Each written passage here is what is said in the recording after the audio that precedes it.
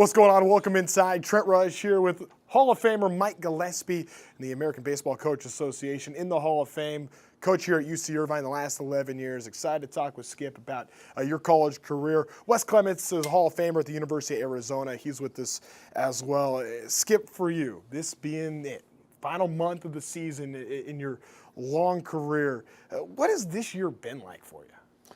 Well, honestly, Trent, it's I really haven't felt any different. I haven't thought about any day or any game any different. I mean, I guess that goes to I just am sort of single-minded, and what's one foot in front of the other going to be like? And so we felt that we had a team that would be an interesting team, have a chance to be a good team, and so all the focus has been about trying to win the next game and get a little bit better each day. So it really has not been, in that regard, hasn't been any different than any other year.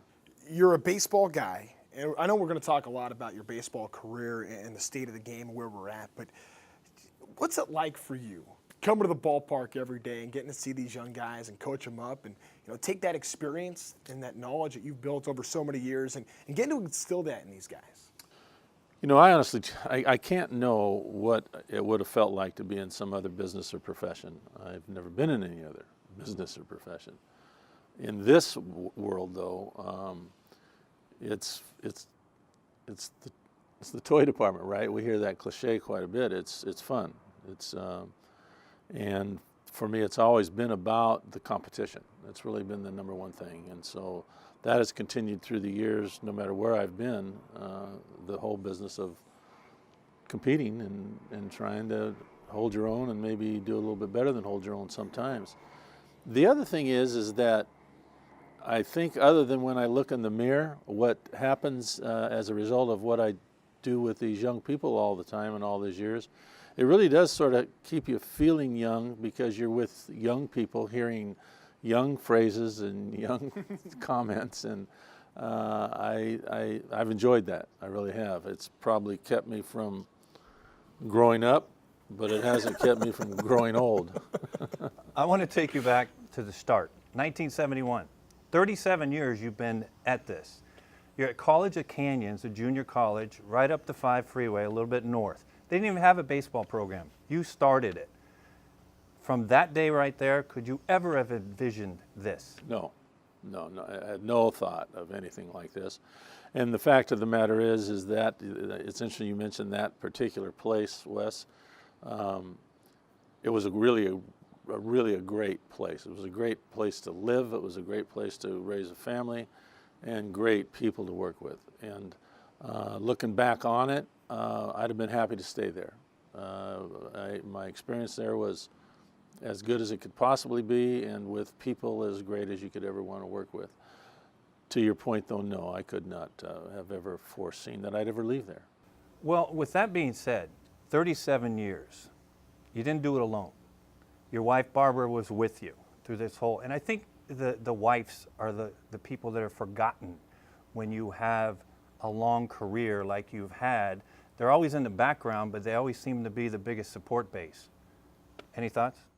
Well, in my case, with my wife Barbara, what's been fortunate for me has been that she's been a very independent person, and so she's been therefore able to tolerate the weird days and hours and the travel and the lengths of days and so forth. And so for me, that's been really beneficial, really helpful. When she's been able to, she's become a fan of the game. She wasn't a person that was knowledgeable about baseball before we met, and she's been force-fed probably more so than she ever wanted to be. But I've been lucky that way. How'd you end up going to USC? You spent 20 years as a head coach at USC, but you played there as well. How did that transition happen from COC, College of Canyons, to USC?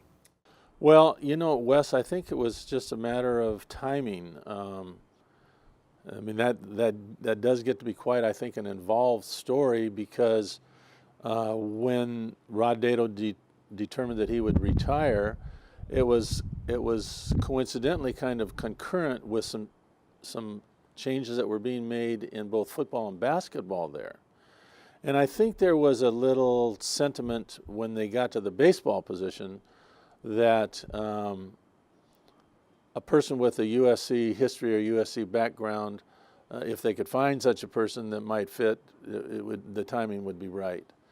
And so we had had success at the College of the Canyons, and I think a real pivotal issue in that whole thing was that in the previous 3 summers to the time that when that opening occurred, I had coached in the Alaska Summer League, a league that you guys are well familiar with, and at a time when that league was really, I think, well, there was no argument. It was the best summer league in the country, and we had success, and that helped a lot. I mean, we really, our team was the North Pole Knicks. Okay, people say you're kidding me with that, right?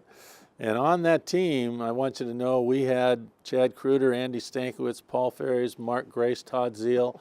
I mean, we had some guys on those teams, and so we won. And I think that all kind of came together to be part of that. What took place at that time. You mentioned all those guys. I mean, so you never coached Wes. Not that he would have been in the mix anyway, but.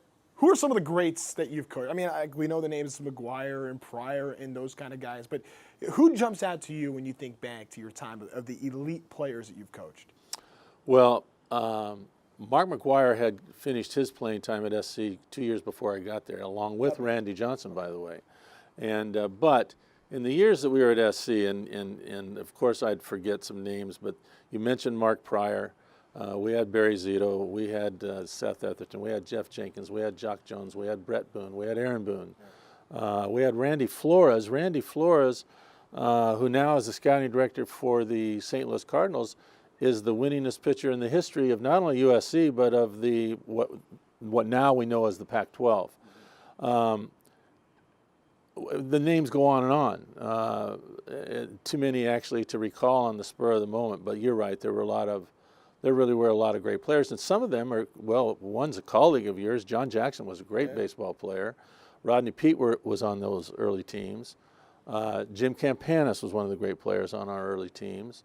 So it was a run of a lot of really, really good players. I think I probably mentioned Barry Zito. Yeah. Barry came right after Seth Etherton and just before Mark Pryor. Jeff Clement was a great player for us, a first-round pick of the Mariners. Got to the big leagues for a couple of years. So there was a long run of really good players. It's kind of like the Arizona Wildcats. Okay, yeah, those Wildcats. Thank you, Skipper. I had to take a little shot at Wes. Well, you had to. Yeah, see, this is the Skipper it's I know. Okay, you're an All-American. Everyone knows that. It's all good. I got a question, though. What's it like knowing now in your coaching tree is the manager of the New York Yankees and Aaron Boone? Well, I'll tell you what. I think that's a great story, and it's about a great person, a very, very bright person, and a guy with unbelievable, I think, personality and charisma. I mean, I think that came across in his broadcasting career. For me personally, it did. I thought he was spectacular at what he did in that role, but. He's a confident person with a lot of humility, though, and I think that will serve him well in dealing with both New York City and those big-name guys that he's dealing with every day. I'm all in on Aaron Boone. So we're at USC now. We talked about transition. You're going to follow up Rod Dedeaux, one of the all-time greatest ever.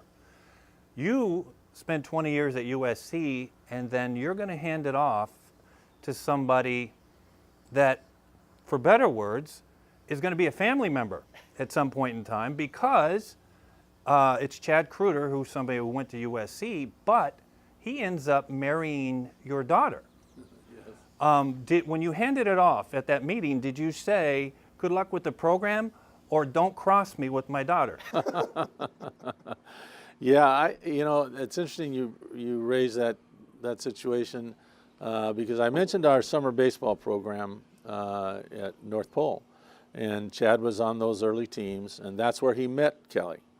And so if I was going to have any chance to head that off at the pass, I missed my chance. Well, I have a question, because it's an unwritten rule. Family members are always off limits, Skip. So how did this happen? You know, in those days in summer baseball, and certainly in the Alaska League, but at our specific place, all the players had summer jobs. Right. His job was as a golf instructor at Arctic Acres. Now that's 15 miles outside of Fairbanks, okay, so we all get the term Arctic Acres. Well, she decided to take some lessons. Okay. So the rest is, I guess, So it's somewhat done. history. Well, then you transition now to Irvine, which you've been here over a decade, but your second baseman ends up being your grandson. Yeah, that was, I have to say that that was all about family. I took one for the team on that one, and it's worked out well. It's been a challenge at times, I'll tell you that, but he's been a real joy. And the biggest thing that I'm most proud of about that is that he's so well liked on the team. My concern was, as Nepotism. you would imagine, exactly. And would there be built-in resentment before anybody ever met him? And the fact of the matter is, from day one, he fit in well, and he's one of the guys, and so that's been a good thing. Skip, I got a question for you, just from the coaching perspective. So, 37 years you've been at this, 11 years at UC Irvine. You took this team to the College World Series in 2014. And that was a team that a lot of people thought wasn't going to get there, and you end up going. But people noticed then the different style that you've had in trying to find ways to score runs, whether it be small ball. How have you found a way over the course of 37 years to keep the traditional values of the game, yet still be able to be innovative and keep up with, sometimes a newer approach and waves that kind of come and go in this game? How have you been able to do that? Well, I think of myself as simply nothing other than a copycat. I didn't know what I didn't know when the whole thing started as a high school coach. I was in high school at a great high school situation in Southern California at Rolling Hills High School before I ever went to College of the Canyon. So starting from day one, I found out quickly that there was just a whole lot about the game I did not know. And so you just dig in, it becomes a trial and error thing, and as time goes by, you cross paths with other coaches. It's clinics, it's competition, it's the people you play. And you see and find that other people are doing things a certain way, and it catches your eye and you like it and you try to copy it. What became, I think, a belief of mine, and it exists to this day, is that I think that it makes sense that every player learn every skill as best as we can do it. And you can't always pull it off, but I think it makes sense that Wes Clements, who's got power, would also learn how to drag, or he'd learn how to hit and run, because the moment might come that we're down by 2 in the ninth and he leads off and there can be no 2-run home run, and that third baseman's deep, so maybe he can get us started with that as an example. So then it becomes, what's your personnel like year to year to year, and what are your capabilities? What can you do, or what can you not do? And then it becomes what seems to be the best call at the time. And I think two things. I think coaches have to be able to write their own book. And if it goes contrary to what the book says, and it seems nonsense, you have to have the courage of your convictions and go ahead and do it. The greatest influence on my coaching, though, has been Wally Kincaid. Was the head coach at Cerritos for many, many, many years, and a giant success. And the coaching tree that has come under the Wally Kincaid days, I mean, we're talking about Dave Snow and George Horton and Mike Weathers and Donnie Snedden, and on the names go. Of now Rick Vanderhook, for example, Dave Serrano. All these guys played for Wally Kincaid, and in my days at College of the Canes, we played the Cerritos clubs a lot and learned a lot of lessons the hard way. And so there was a lot of copying going on. And without meaning to have been so long-winded to with your question. It just makes sense to me that you're prepared for whatever eventuality comes up in a game, whether it's a pickoff or whether it's a certain pitch or whether it's a certain play, and maybe, just maybe, you can pull it off. There are too many times when you can't, and but sometimes they work. Skip, you've been so humble since the day one that I met you, and that's one of your characteristics. You've always kind of pushed it off and gave all your success to somebody else. With that being said, we're not going to let you do it. You're up over 1,100 wins career-wise. You're 10th active of active Skip head coaches in college baseball. What does that mean to you? I mean, what does it mean to you? Put away the humble part. Did you ever imagine this? Well, you know, if humble is if humble or humility is the key word to use here, well, okay. For me, it's not. It's not a facade. I mean, I sort of think I am what I am, and the truth of the matter is that you cannot make chicken salad out of chicken feathers. And so, if you're winning, there's good players. And in my case, unfortunately, my thoughts all too often run to not the wins but the losses, and I think it's a disease. I wish that I could enjoy the big wins, but in comparison, relatively speaking, the emotion of the losses far outweighs the emotions of the wins. I don't like that, and I wish that weren't the case. But I didn't mean to drift off your point. I think that when with the people that I've had that have helped me coach,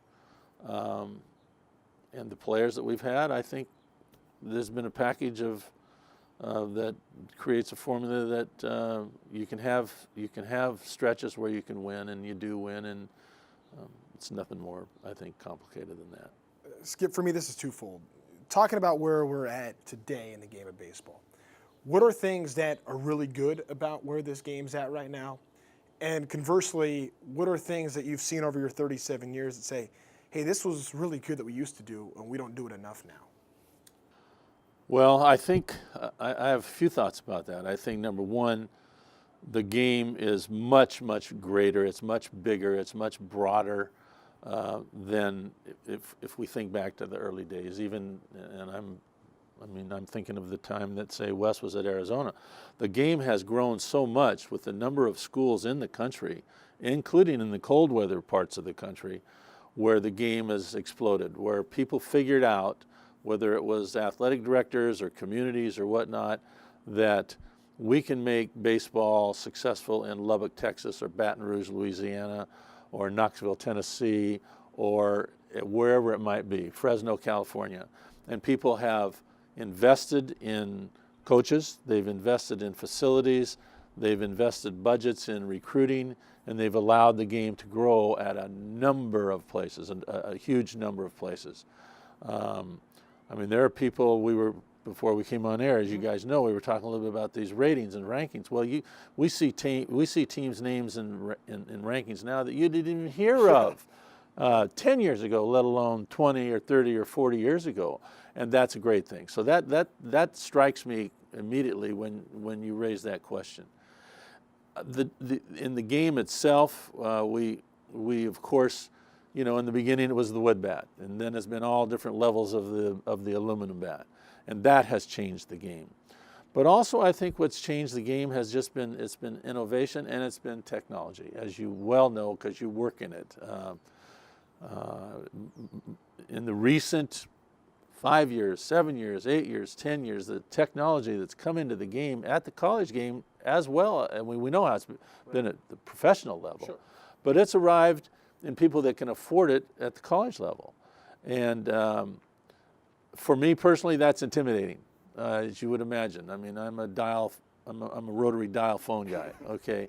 So, but it's changed the game, and the staff that's coming on here, for example, are young guys that are well schooled in these areas, and they'll be part of that, and that's a good thing for this place. But it's the last thing is, you alluded to it earlier, and certainly in this part of the country, but really not only in this part of the country.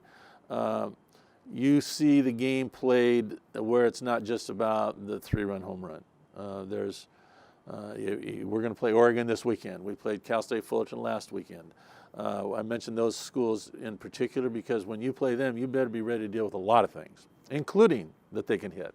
I mean, both that team at Fullerton and this team that's coming in here with Oregon, they got guys that can get the ball out of the ballpark. But you better be prepared to deal with them running and bunting and hitting and running and moving runners and mixing pitches on hitters' counts. You better deal with that 2-1 changeup type thing. Well, that wasn't the case long ago. Well, when you step away, fill in the blank. Mike Gillespie was a blank coach. Boy, I'm stuck for an answer to that one. He was he flew by the seat of his pants. Sort of made up his own rules and his own percentages and did things that seemed the best way to do them at the moment. And if there was a chance to do some things that would be fun, well, let's do that too. And so I don't know how else to answer it than that. Walking away now, you got somebody that you trust coming in to take this program here at UC Irvine over. How much at peace are you with where your program is now and where you're at in your career? Well, I honestly believe that, and I mean the truth is that we've scuffled in these last 3 or 4 years, and so I'm frustrated by that. However, I really think that this program is going this way. I really do believe that. I think that Ben Orloff is the right guy. He has not announced his staff yet, I'm being honest when I say I don't know specifically who all that would be. I think I have some feel for it, and I think that it's going to be a great staff. It's going to be a young staff. It's a first and foremost, it's a group of workers, because we can talk about technology all we want. There's still work to be done, and it's get out and go and see players, and they do that, and they will do that, and this is a great place. There's a lot to love about this place, and so they will do well. They'll recruit well, and then they'll do well with the product that they have on the field. So I'm completely and totally at peace with that. Now, exactly the day-to-day, well, that makes me a little nervous, to be honest. Yeah. You're going to have no excuse for a high handicap now. Skip, come on now. Yeah. I want to throw this at you. When I think back some of the Mike Gillespie's big teams that won big games, of course you won a national championship at USC as a player, you won one as a head coach in 1998. I think back to a few years ago when you went up to Oregon State as the last team picked in the tournament, and you knocked off the #1 seed in the entire country, and then you went on to Omaha. Those are mine. What are a few of yours? Well, certainly that's one, and it always will be. I think even as a guy that does not have a good memory, I don't think I'll forget that. And that stretch through that regional and then the super regional and into Omaha was really was special with really good players, by the way. But certainly as you go back, I mean, I had really good teams and really good players and players that I've stayed close to as a high school coach. So at each place I've been, we've really had some really top-notch teams and players and guys. We won championships at the high school where I was. We won 3 state championships at College of the Canyons. And the guys that helped me coach there and those guys that played throughout those years, I think as highly of those guys as players as any other player we ever had. Now the headline team, of course, was the '98 championship team, and that really was a great team with great players. And even though that's been 20 years ago, names that would be recognizable to baseball fans today. See, I'm talking about Eric Munson and Jason Lane and Morgan Ensberg and Seth Etherton. I mean, these guys all became major league players. But the other guys on that team were great players. And we lost in the '95 national championship game to Cal State Fullerton. Ted Silva was the guy that pitched against us, who became our first pitching coach here. I told him he was on probation the whole time he was here. But anyhow, that was another outstanding team with Jeff Jenkins and Jock Jones, for example. And so I remember that team and that game and that College World Series, of course, real vividly. Those come to mind pretty rapidly. Unfortunately, some that got away, you remember perhaps even more so. You love the game, don't you? Well, I do love the game. It is a great game, and it's a humbling game. It is a tree. We've made golf references here, so we know that's a humbling game. And I talk about golf like I know. I don't. I'm a witness to it, though. And but this game can humble you. When we talk about, it's been said so many times in so many ways that in baseball, in the offensive part of the game, if you're hitting 300, you're a success and you can make a lot of money. Well, you don't make a lot of money if you're making 30% of your three-pointers or you're completing 30% of your passes, right? So it speaks to the difficulty of the game.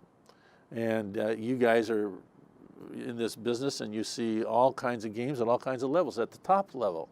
So this pitching thing has gone crazy. I mean, these arms, these velocities that's certainly one of the giant changes in the game. And so it does just further, I think, tell us how tough this game is, how tough it is to be good at this game. You're going to miss it? Oh, yeah, absolutely. No doubt about it.